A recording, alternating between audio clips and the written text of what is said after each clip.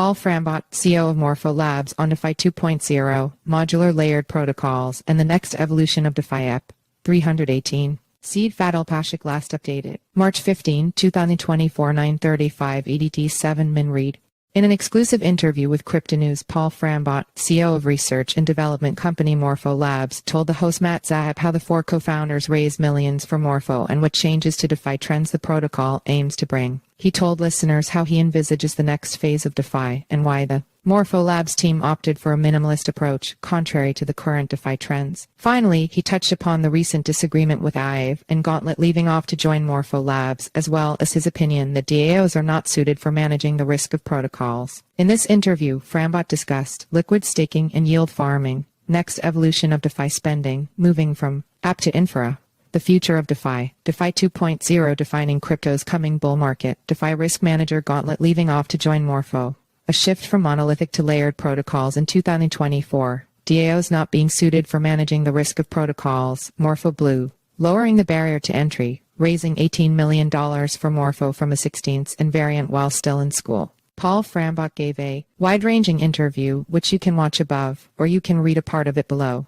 Students raising millions. During his second and third years at the Institut Polytechnique de Paris, where he earned his master's degree in 2021, Frambot managed to raise millions over 2 rounds. At the time, Frambot was studying consensus algorithms and distributed systems. He had an opportunity to meet a bunch of researchers and interesting people working in decentralized finance, DeFi, and blockchain. This is how the first think tank around DeFi was created there. The members discussed what they could improve in DeFi, specifically lending. Through the industry insiders, Frambot got in touch with investors and made his way into the VC world. In the pre-seed round, the group raised $1 million for Morpho. They used the funds to hire a few people and do the first contract audits of the protocol's first version. A few months later, they raised more money, including from Andreessen Horowitz and Variant, with Frambot stressing that they have over 100 investors in Morpho. That said, the four co-founders managed to raise $18 million for Morpho while still at university. DeFi 2.0, moving from app to infra. Frambot discussed what DeFi 2.0 looks like and how it scales. He argued that the next evolution of DeFi involves moving from app to infra. The co-founder went on to explain that the earlier protocols, such as Maker, Uniswap, Aave, and Compound, were usable as is and user-friendly in the sense that they were self-contained. That was the first iteration of DeFi. But protocols want to scale and enable more features. One way to move forward is to enshrine all features in one monolithic protocol. But that may comprise efficiency and security because there are more lines of code to handle. You preserve the UX of it, the product aspect of it, but it does not scale. Morpho decided not to have a monolithic pool, but to break the pool into 2 pieces instead, the risk management part and the protocol part. This is a layered approach with more layers of abstraction,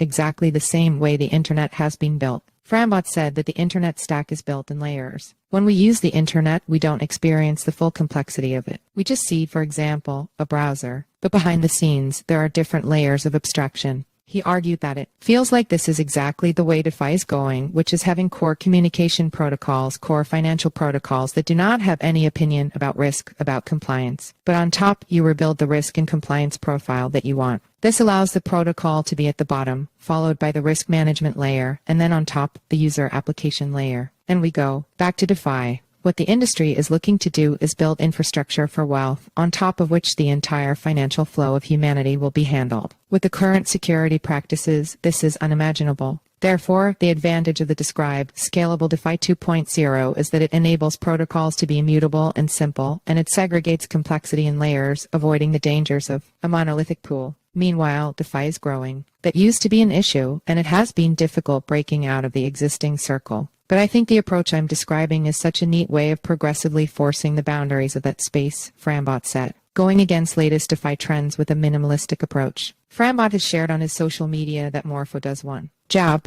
simple and efficient lending and borrowing. That's all. There are no stablecoins, DAOs, equity, advisory, etc. In other words, escaping from the wave of DeFi trends and services flooding the market. This is a rare approach in a world where projects aim to venture into various different spheres. Frambot explained that they want to be laser-focused, do one thing, and do it extremely well. They don't want to spread And this, in my opinion, is crucial in DeFi because there are a lot of opportunities. Moreover, unlike most other projects, Morpho's founders are contractually forbidden to invest in or advise any other project. We have to be focused on Morpho, said Frambot. This approach, he argued, has given the co-founders a unique approach to DeFi lending in general. Morpho's first version, which now has more than $2 billion in deposits, was never seen before in the space and not even close to looking like another protocol, he said. Furthermore, the new version, Morpho Blue, is also extremely different from what people are used to seeing across DeFi trends and updates. The protocol enables a very wide variety of use cases based on top of a trustless and efficient base protocol of just 600 lines of code instead of thousands. He remarked, taking such a minimalistic approach goes against DeFi 1.0 trends, which is building and then training as many features as possible to be able to do more and more. Per Frambot, Morpho's strategy is definitely a winning one long-term. DAOs may not be the best option.